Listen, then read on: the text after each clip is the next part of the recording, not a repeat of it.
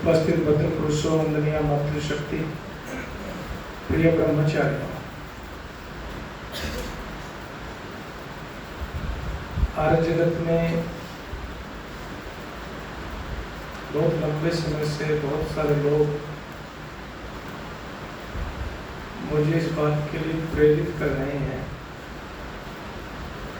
कि आचार्य जी आप राम कथा करो। सैद्धांतिक दृष्टि से मैं ये मानता रहा कि राम कथा से समाज का कोई बहुत ज्यादा भला नहीं होता है। वेद कथा से, वेद प्रवचन से होता है। लेकिन फिर बहुत चिंतन मंथन के बाद ये बात समझ में आई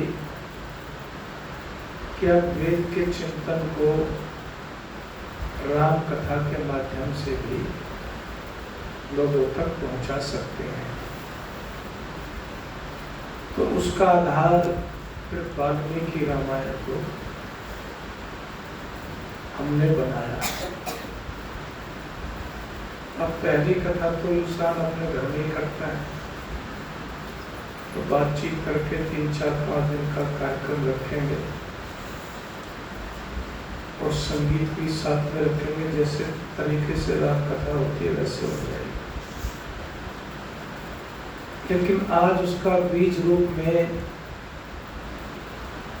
आप थोड़ा सा श्रवण करें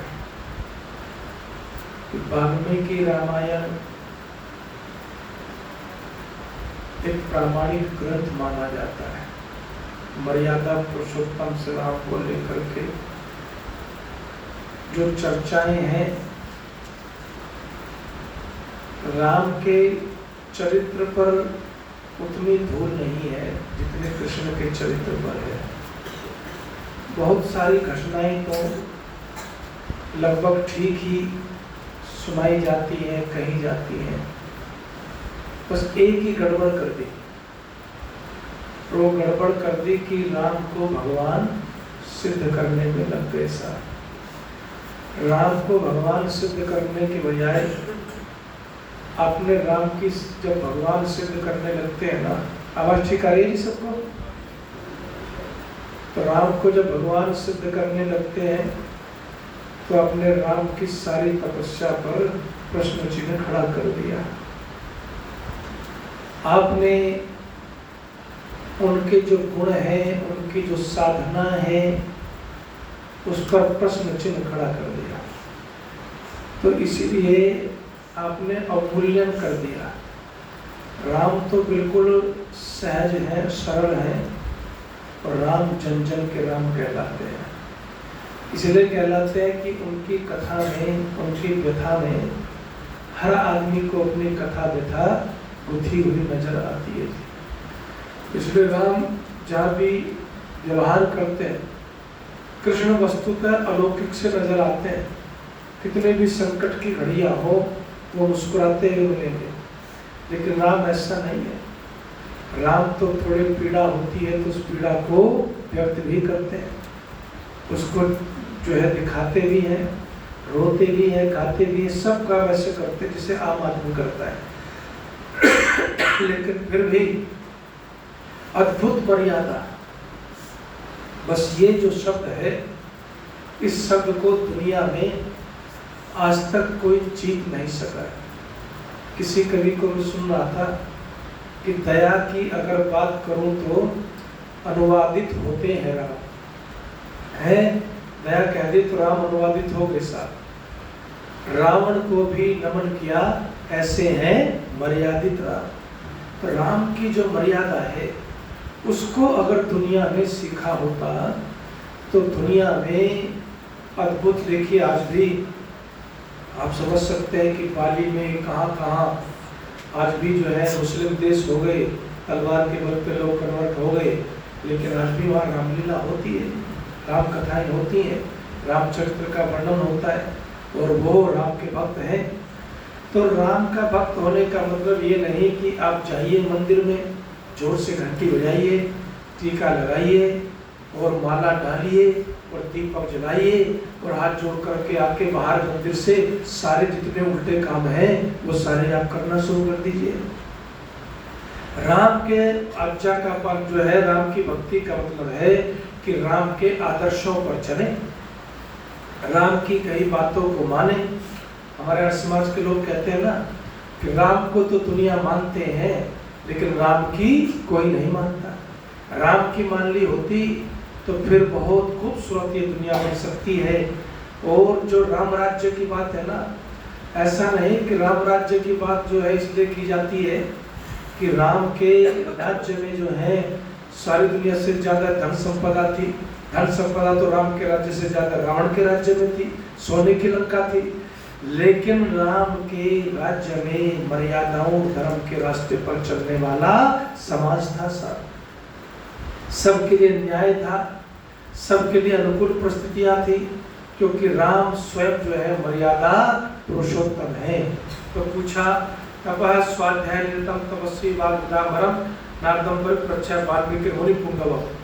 कहते हैं मुनियों में श्रेष्ठ वाल्मीकि को, जो स्वाध्याय में लगे रहते थे, स्वाध्यायशील व्यक्ति थे, बड़े तपस्वी थे, उच्च कोटि के वक्ता थे।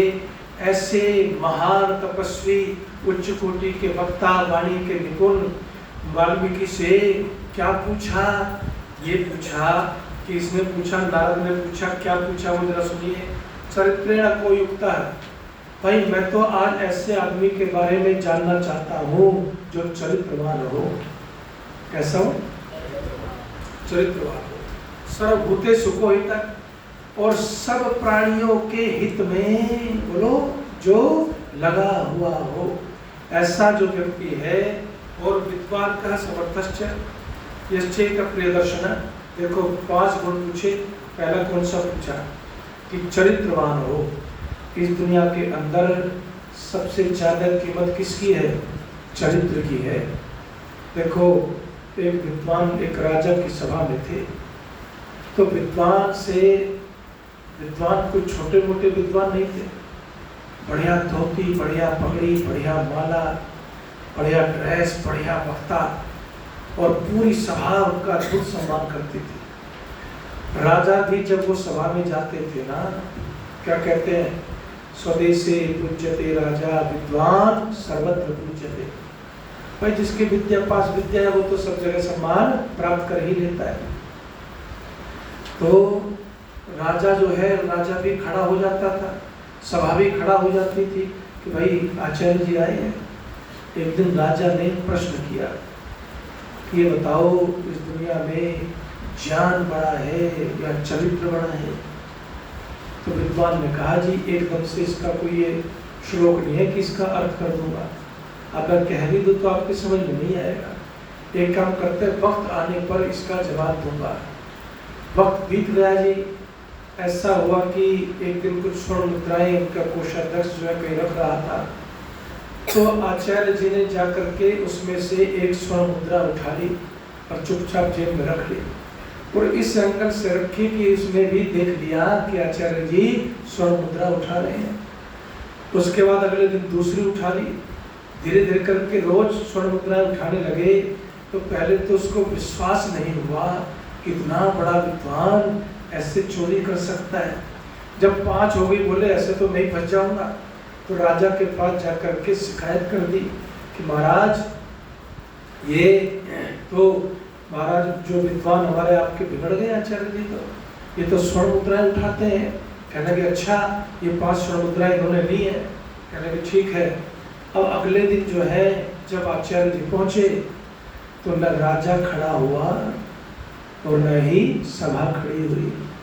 राजा ने कहा आप इधर आइए जरा, है जिनके भाग के पैर छूता था उनको क्या कहा, आप इधर आइए जरा।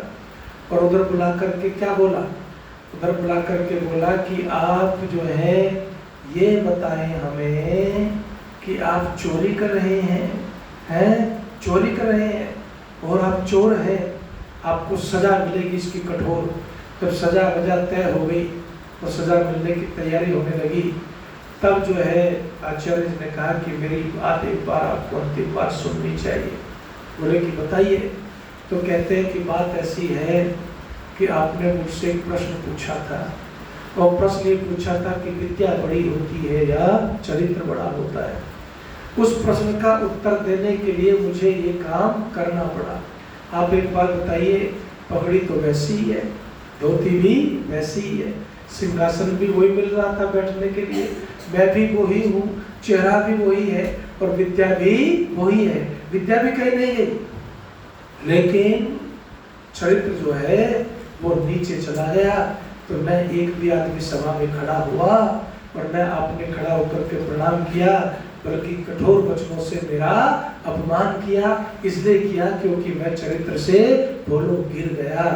जब ये बात कही तो राजा ने खड़े होकर के चरणों में झुक के क्षमा याचना की और बोले कि आपने सही समझाया, विद्या से बड़ा इंसान का आचरण और उसका चरित्र होता है।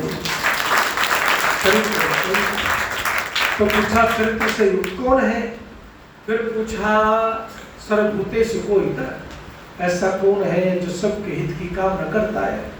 इंसान जो है ना बहुत मुश्किल होता है दूसरे की भलाई के बारे में सोचना। कुछ देर के लिए कुछ सोच लेना तो अलग बात है, निरंतर जो है परोपकार के कार्यों में लगे रहना वो अलग बात है, और अपने स्वार्थ को छोड़कर के भलाई का कार्य करना ये तो बहुत ही कठिन मार्ग होता है। लेकिन मर्यादा पुरुषोत्तम श्री राम के जीवन में आप पूरा पढ़िए, पूरा सुनाएंगे आपको, तो आपको कहीं लेस मात्र भी ये नहीं मिलेगा कि उस महान व्यक्ति ने कभी अपने बारे में भी थोड़ी देर के लिए कुछ भी सोचा, केवल दुनिया के लिए सोचा। और कहते हैं कि विद्वान का जो विद्वान भी हो समर्थश्च, केवल विद्वान हो और शस्त्र और शास्त्र दोनों से युक्त ना हो, लेकिन शस्त्र भी हो और शास्त्र भी हो। तो कहता है ऐसा कश्चेक प्रिय दर्शन, और देखने में पर्सनालिटी भी, बोलो पर्सनालिटी भी आकर्षक हो, अच्छी हो, देखने में भी अच्छा, बलवान भी, विद्वान भी और परोपकारी भी हो और चरित्रवान भी हो। क्या ऐसा कोई है इस समय इस धरती पर, क्या ऐसा कोई है? आत्मवान को जितक क्रोध हो और आत्मजानी हो जितक क्रोध हो, जिसने क्रोध को जीत लिया। और कहते हैं द्युतिमान को अनुसूय का और बहुत तेजस्वी हो और दूसरे की निंदा न करता हो। अरे अच्छे इंसान के इतने सारे गुण तो प्रश्न में पूछ लिए हैं, प्रश्न में ही आपको ये बता दिया कि आप राम बनना चाहते हैं तो फिर क्या क्या करना पड़ेगा समझ जाओ। ये इशारा है नारद जी का, है कि आत्मवान आत्मजानी हो और धैर्य कभी ना खोता हो और जितक क्रोध हो क्रोध को जीत लिया हो। द्युतिमान जो है एकदम से तेजस्वी हो और अनुसूय का निंदा न करता हो। कश्यप विद्येवाश्च जातमस्य युगे, और जब वो क्रोध में आ जाए युद्ध में तो देवता असुर भी थर थर कांपने लगते हो। ऐसा कोई आदमी हो तो उसके बारे में बताओ, है ऐसा कोई आदमी हो। एतद इच्छाम्यहं श्रोतुं परम कौतूहलम हिमे महर्षे त्वं समर्थोषि जातुमेव विषम नरम। कहते हैं कि ऐसे गुणों से युक्त व्यक्ति में समझाने की उत्कट अभिलाषा है, ऐसे व्यक्ति के विषय में जानने की उत्कट अभिलाषा है। हे महर्षि, तुम इस प्रकार के मनुष्यों को जान सकते हो, पहचान सकते हो, तुम्हारी दृष्टि जो है बहुत पारखी दृष्टि है, इसलिए तुम ही बता सकते हो। अगर उत्तर के लिए तो लंबा समय चाहिए, प्रश्न से ही काम चलाओ है। अब हमने जो आज थोड़ा सा रखा है उसको फिर अगले सप्ताह आपको उसका उत्तर मिलेगा या अप्रैल में मिलेगा। तो